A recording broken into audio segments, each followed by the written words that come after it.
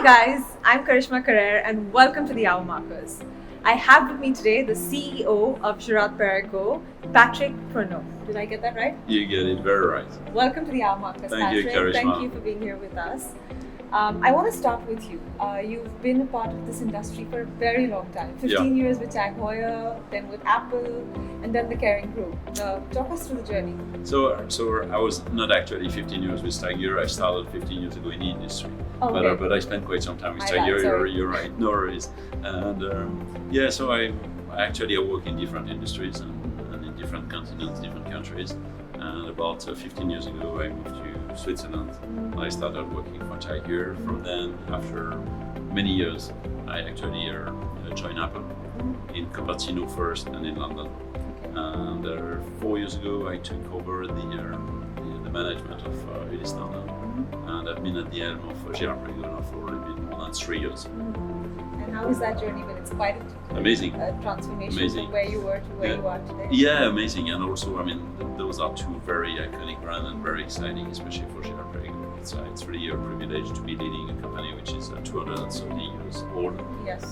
Which has so much expertise in terms of watchmaking. It's probably one of the oldest brands, and one of the very few in terms of its ability and know-how in producing some exciting timepieces like minute repeater, some high-horology pieces. Right. We're going to get to GirardPerregaux, but I want to know how you multitask with being the CEO of GirardPerregaux and Ulysse London, two very, very different brands, very distinct styles, and you're constantly evolving both the brands. How is there never an overlap? Well, actually, just before I came here, you met Clémence, who's the head of our product and marketing, and I'm very fortunate. That's for GirardPerregaux, but I'm very fortunate because they have very strong teams for both brands, and both brands are completely separated. The way we operate, there is almost a Chinese wall between the two brands. I very often say, and it's true, the team from one brand discover what the other one is doing the day of the launch when the public discover as well. So it's like very few people that are really exposed to both brands. And for me, it's very important. Whatever we do, we obviously spend a lot of energy and effort making sure first and foremost, we sort of stress the very soul, not to say DNA of each brand. Coming to GirardPerregaux, you just mentioned 230 years. There are some exciting additions in the collection, which we'll come to later. But I want to understand, where do you position GirardPerregaux as a brand? It's very simple. GirardPerregaux is a manufacturer brand, and there are very few of them. It's one of the most integrated manufacturers. It's an exclusive brand for people in the know. But GirardPerregaux is very often a great way to enter the world of the manufacturer. Basically, when you come from the mass luxury brand, at some point you want to discover something which is more exclusive, and GirardPerregaux is there with a certain warmth, with a design which is very specific, but also a watch you can wear every day. And I think that's really what defines GirardPerregaux. And also it's exclusive, both in terms of distribution and also in terms of its production. Right. Also, you had a collaboration with Aston Martin. I Correct. think that makes complete sense. In fact, you've been associated with the automobile industry since 1930. You did a couple of pocket watches for Shell as well back in the day. I think it makes sense because a GirardPerregaux can never be your first watch, in my opinion. Well, it can. It can, but it's generally not your first watch. There is almost like an education process. You start with some older brand, and then you discover the beauty of manufacture, and then you come to GirardPerregaux. And then the partnership with Aston Martin is a very important one. It's also very interesting to see the similarities between two brands. When we started engaging with Aston Martin, it was so obvious we were using almost the same vocabulary. We are using, we are talking the same language, although we operate in different industries. Right. And it's probably the most captivating partnership, and it's going very well. We understand each other. There is a great level of collaboration between the two brands, and it works both in terms of design and the understanding of the technical aspects, which are so important in the car industry, but same in the watch industry, is also strong. And I think we've demonstrated this year in 2021 that with two launches, one on the ideology with the flying through bridges, and now with the Loreto Aston Martin limited edition, that we demonstrated that we could bring a lot of value to both brands. Right. How influenced is the watch by the car? Oh, it's a lot. I mean, it's amazing the amount of conversation we have with our Aston Martin friends, now the friends, and then the way we work together. And definitely, I mean, I was at Aston Martin a couple of weeks ago, and it's just incredible how we discuss the different aspects of the brand, of their brand, and the growth they're having now with Aston Martin. So there is a lot of influences on the materials, on the way even we design it, on how we see also the future, the evolution of our own industries. Okay, interesting. Last couple of years have been relatively tough. What is the aftermath for GirardPerregaux? Well, at this time, I mean, personally, let me answer in a different way. I mean, it's been tough. Last year was tough for a lot of people, but what we see also is a strong interest for luxury product overall now, and I think that's going to last, and especially for watchmaking. I think there's a great appetite from the consumer to just discover new things, and there's a strong appetite for authenticity, and I think manufacturer brands like GirardPerregaux are able to offer that, and we see consumer watch lovers coming to us, either that know the brand or that want to discover it, and they're probably in the aftermath of the COVID, of the peak of the COVID-19, because we're not fully exited the crisis. I think we saw consumers that want to re-understand the roots of the brand. They probably want to go much deeper than just scratching the surface or the DNA of the brand, and I think that's really benefiting us. I think there's been a complete paradigm shift in the consumer mindset. Oh yeah. And I think also what I've seen is that cost is not a determining factor. Correct. When you're buying a watch today, especially a watch like a GirardPerregaux, for example. Unfortunately, back home there's not too much information out there about the brand. When we think GirardPerregaux, there's the cat's eye for women and there's the Loreto for men. So the reason I asked you how would you position GirardPerregaux as a brand out there was just to get a little more clarity on that. Well, I mean, so really it's the manufacturer, I would say the informal manufacturer.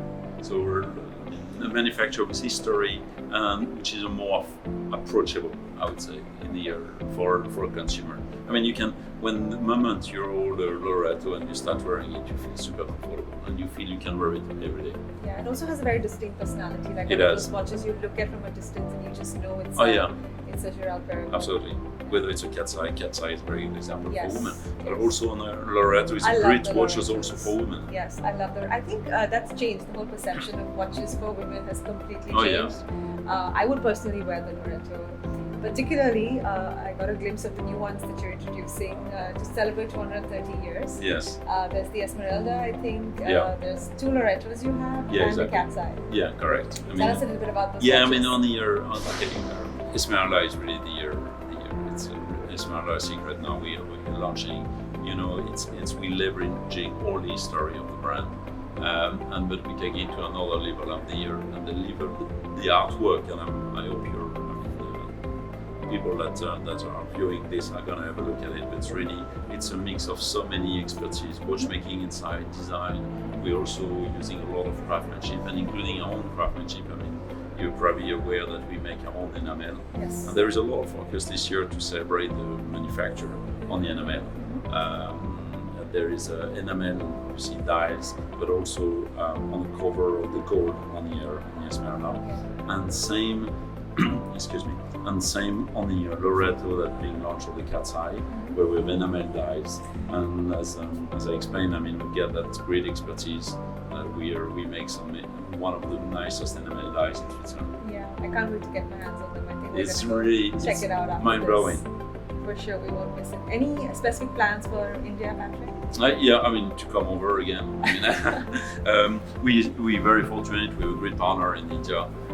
We also have a boutique, which is great. I really, I'm super positive with our Indian friends. I mean, I think there is a natural appetite in India for nice product and craftsmanship. And I think the Girard Perregaux can really carry that message. And we can, and so I'm super optimistic about the Indian market overall and our Indian friends. There's always been a very strong interest for complicated watches, but I feel more and more I see consumers that are going much further than just the status symbol on the watch, but that want a lot more, and they want also the understanding of what's a manufacturing movement. I mean, why is it to buy a watch? I mean, in the case of Girard Perregaux, we can manufacture dozens of different movements that we do 100% ourselves. Right. So that's a very strong differentiating factor, right. And it makes also the piece very unique. Yeah, you have a very, very nice piece. Yeah, I have a very nice piece. So I'm wearing the Khazar. So it's a three-bridge, skeletonized three-bridge tourbillon with sapphire case. So this one is actually it's a timepiece we launched a couple of years ago.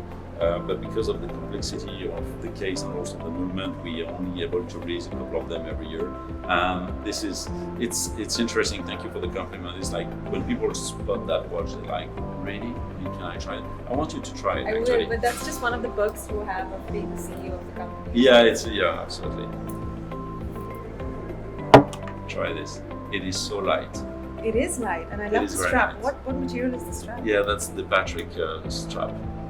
That's the Patrick strap? Yeah. It's really nice. How many of these do you produce yourself? A limited number every year, really. I mean, the constraint is really having the craftsmanship to do it. And you know what's nice about, you're talking about the aftermath of this crisis and the interest of people for nice products and authenticity. You know what's interesting is where I believe the watch industry, the luxury watch industry in particular, has a lot of potential. I think, at the time when we travel again, and then we're probably the interest for nice cars, for some older type of spending that's like fade away, or it's probably not as strong as it used to be. I think the watch encapsulates a lot of your own values and how you see the world. And I really feel we're now entering a new era in a luxury watch industry. I see a growing number of collectors. I see a growing number of people that discover Girard Perregaux, but also some other brands. And the overall ecosystem, I think, is extremely dynamic. And remember, the level of creativity in watchmaking is spectacular, and this is going to continue growing. That's true. Another switch I've also seen is, like you just mentioned, yes, the consumer mindset has changed, but I think also the brands are now, at least some of the brands have moved their focus from just the seasoned collectors to aspiring watch enthusiasts. I mean, there are so many out there who are now looking for different products and things that are out of the ordinary in terms of when you want to buy your first watch. Not to take any names, but there are certain players out there which always seem to be your first luxury watch. But I think people are now very receptive and open to the idea to look at brands that they can relate with. For us, it has always been part of our, I think, values to be welcoming. So that's why when I'm saying like that informal manufacturer, it's almost like saying informal ideology.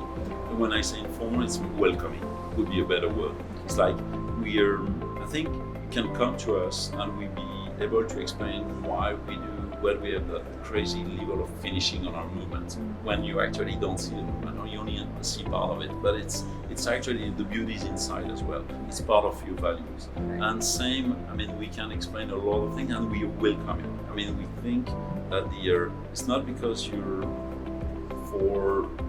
come to Girard Perregaux after a learning curve that you should not be welcome immediately. Right. On that note, thank you so much, Patrick. It was a pleasure having you with us. Thank you, Kirsten. And we're going to go straight and have a look at the new watches that you've launched this year. Let's do that. Thank you. Thank you very much.